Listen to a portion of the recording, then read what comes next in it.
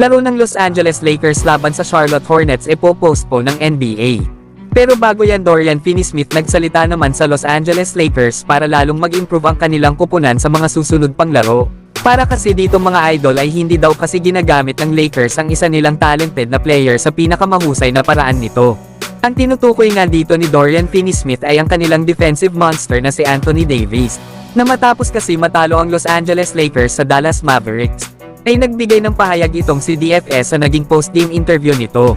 Ayon pa nga sa nasabing forward ng Los Angeles Lakers, ay kailangan daw nilang gumawa ng isang mas mahusay na trabaho sa pakikipag-usap or communicate sa likod ng kanilang mga kalaban.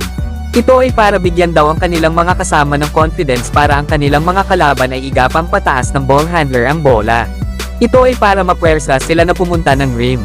Lalo at meron daw ang Los Angeles Lakers na Anthony Davis na nag-aabang doon. Kaya kailangan daw ng Lakers na gamitin ang ganitong strategiya. Yan nga mga idol ang suggestions nitong si Dorian Finney-Smith, na para nga mangyari ito at gumana kay Anthony Davis ang kanyang naiisip na strategy na makakatulong sa Lakers, ay kailangan din na alam ng bawat isa ang dapat nilang gawin para masakatuparan nila ang kanilang game plan. Sa madaling salita mga idol ay gusto ni Dorian Finney-Smith na i-maximize ng Lakers ang pagiging halimaw ni Davis sa depensa. Sa naging laban kasi ng Lakers at Dallas mga idol ay nakagawa lang si Anthony Davis ng 21 points, 12 rebounds, 3 assists at 2 blocks.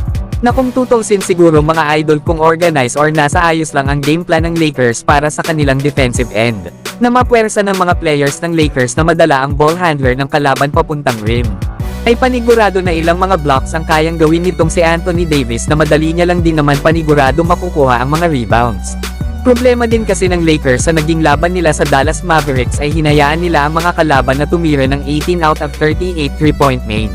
Malayo sa 11 out of 35 3-point made ng Lakers. Kaya dito talaga nahirapan ang Los Angeles Lakers na halos lahat sa mga players ng Dallas ay mga shooter. Lalo na itong si Quentin Grimes na gumawa ng 6 3-point made laban sa Lakers. Pero kung magagawa lang ng Los Angeles Lakers sa kanilang mga susunod na laro, na mapigilan ng kalaban sa kanilang mga outside shooting at mapwersa ang mga ito na dalhin nila ang bola sa rim, ay malaki ang chance na makuha ng Lakers ang ball possession lalo na kapag na-block ni Davis ang kanilang mga tira habang ito ay nakaabang sa kanilang rim.